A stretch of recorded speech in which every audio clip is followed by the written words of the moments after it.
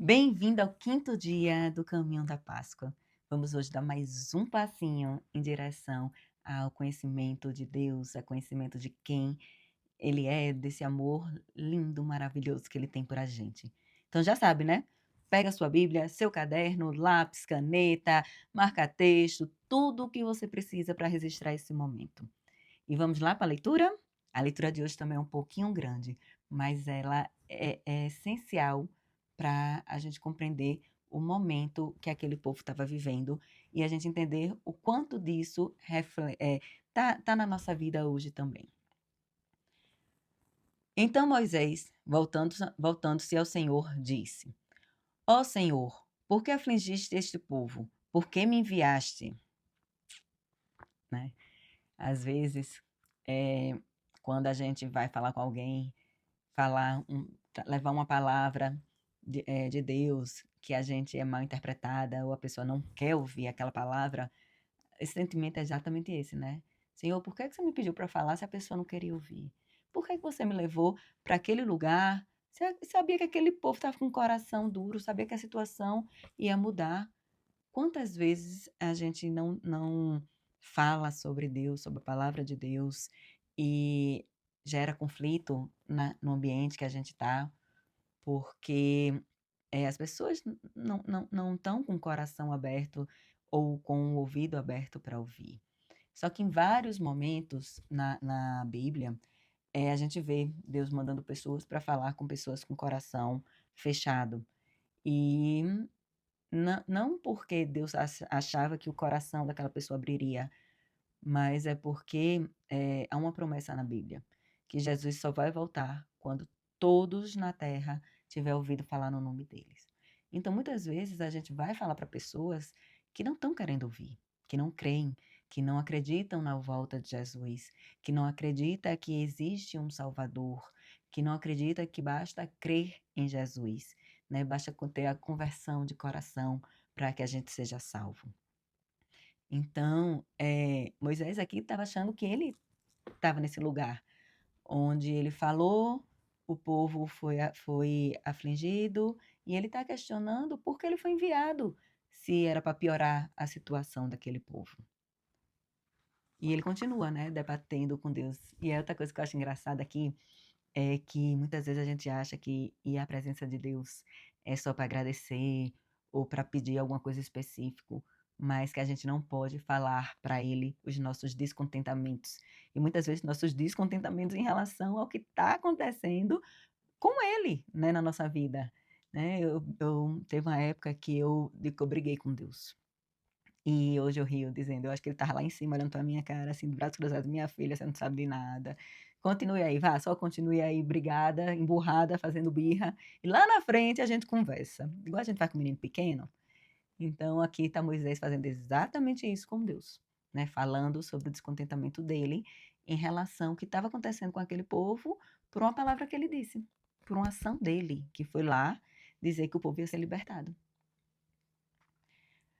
Pois, desde que me apresentei a Faraó para falar-lhe em teu nome, ele tem maltratado este povo, e tu nada fizeste para livrar o teu povo. Ainda, né, cobrando de Deus. Eu fui lá, falei no teu nome, o Faraó piorou, e o Senhor não fez nada para libertar o teu povo, para livrar o teu povo dessa opressão.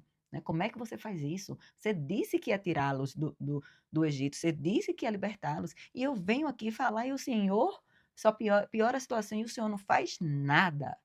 Era basicamente isso que Moisés estava falando para Deus. Então o Senhor disse a Moisés: Agora você verá o que vou fazer a Faraó, pois, por mão poderosa, os deixará ir, e por mão poderosa os expulsará da sua terra. Deus não se justificou, não explicou a Moisés o que é estava acontecendo, só disse: olha, espere que você vai ver. Continue fazendo o que eu estou mandando, continue seguindo o meu direcionamento e você vai ver.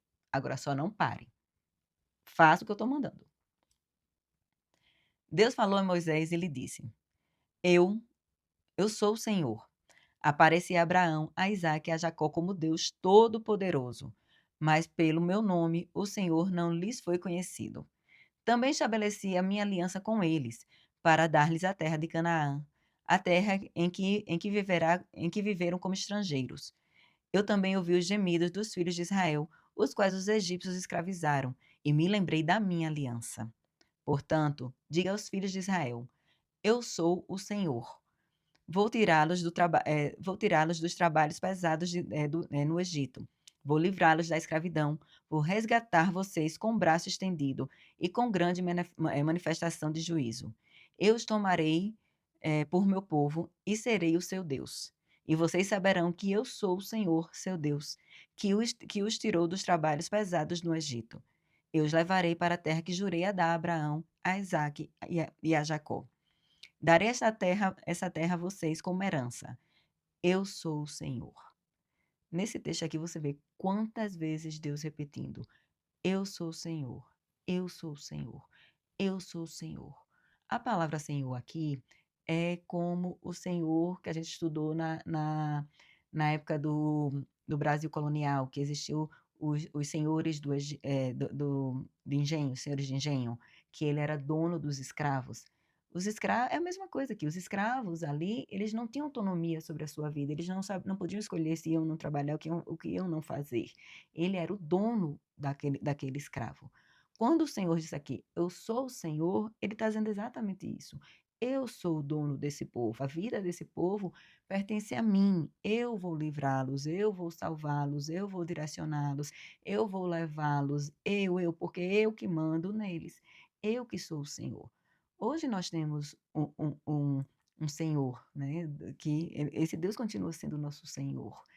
E é isso que ele quer ser, o dono da nossa vida. Só que como eu disse, é através das nossas escolhas, através da nossa aceitação dele como nosso Senhor, dele como dono da nossa vida, dono da nossa vontade. Né? Perguntam muito qual é a sua vontade. A minha vontade é fazer a vontade de Deus.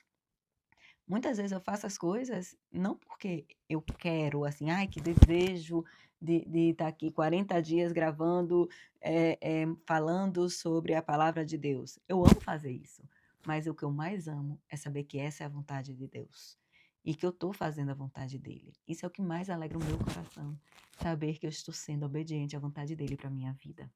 Porque hoje eu posso dizer com todas as palavras, sem a menor dúvida, Deus é o Senhor da minha vida. E eu não quero fazer nada que não esteja de acordo com a vontade dele. E isso muitas vezes é para quem não está, não tem o mesmo entendimento, ou para quem não está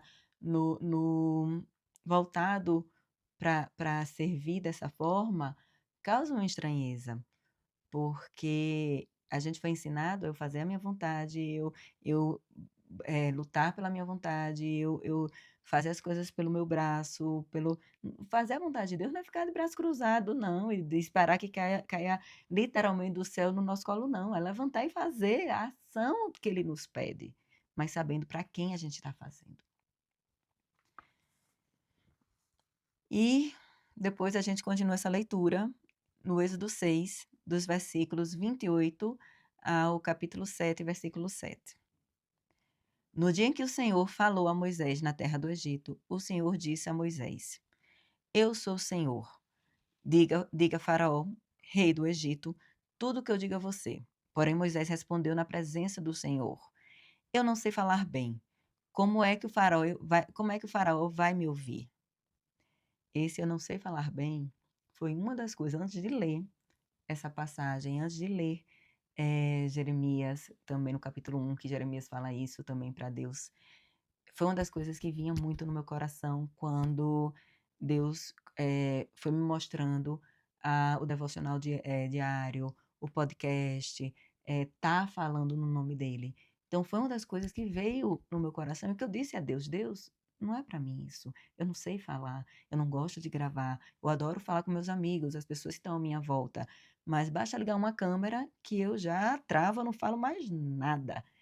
E aí vem Deus e fala exatamente isso que não é você, minha filha. Nas suas fraquezas é que eu me fortaleço. Quando você está fraca, quando você realmente assume a sua fraqueza, as suas limitações humanas, é aí que você dá espaço para eu agir. Então, se eu estou aqui hoje falando no nome dele, lendo, proclamando o Evangelho, proclamando Deus como nosso Senhor e Salvador, não é pelas minhas forças. Pelo contrário, é exatamente na minha fraqueza que ele se manifesta. Então o Senhor disse a Moisés: Veja, eu constituir como Deus sobre Faraó, e o seu irmão Arão será o seu profeta. Você falará tudo o que eu lhe ordenar, e Arão, seu irmão, falará a Faraó, para que deixe sair da sua terra os filhos de Israel. Eu, porém, endurecerei o coração do Faraó e multiplicarei na terra do Egito os meus sinais e as minhas maravilhas. Então, assim, Faraó ele não vai ouvir você só pelo que você vai falar, não. Ele vai ver o meu poder, ele vai ver os meus sinais, ele vai ver as minhas maravilhas. Então, não se preocupe se você sabe ou não falar. Hoje, eu vejo muito isso, né? Esse caminho da Páscoa que a gente está fazendo, ele originalmente era um estudo que eu já fiz há alguns anos nos estudos bíblicos. E eu vejo nas pessoas que leram ele, que escutaram ele, o quanto mais significativo foi a Páscoa de Cristo, o quanto as pessoas sentiram muito mais essa imutabilidade de Deus, o quanto Deus é fiel para cumprir a sua palavra. E é por isso que eu digo, não é só o que eu falo, é o quanto Deus trabalha no coração das pessoas quando ouvem a sua palavra, quando o conhecem melhor.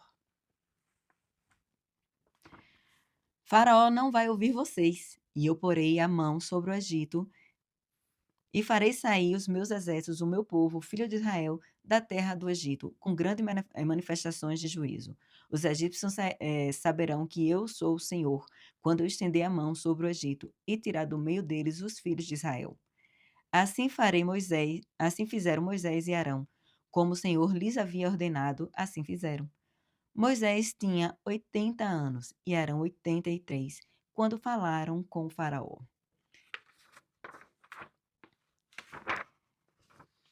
E aqui, nesse finalzinho, vem uma coisa que eu acho muito, muito engraçada.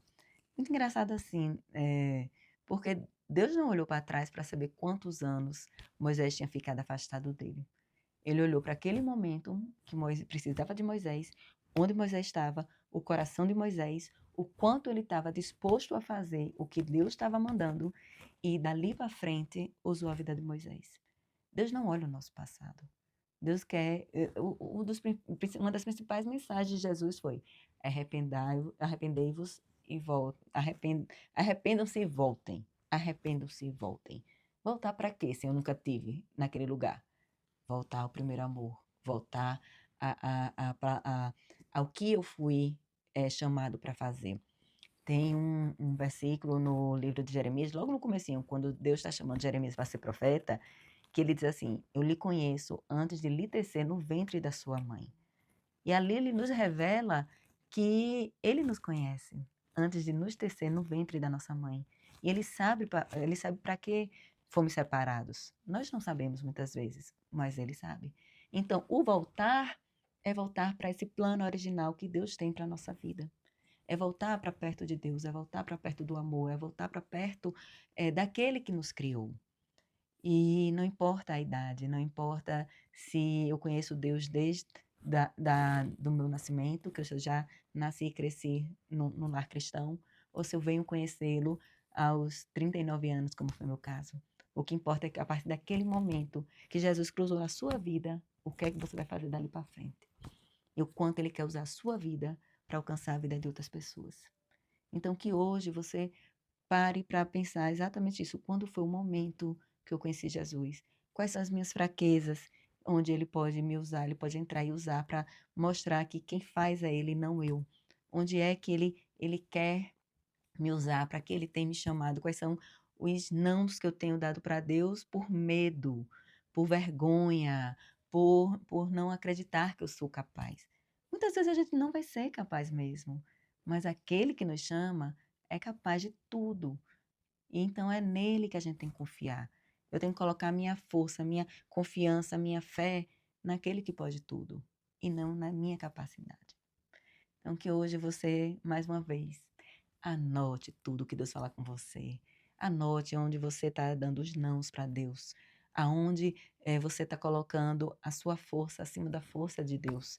E deixe que Ele lhe mostre aonde Ele quer lhe usar. Que seu dia seja maravilhoso e nos vemos amanhã.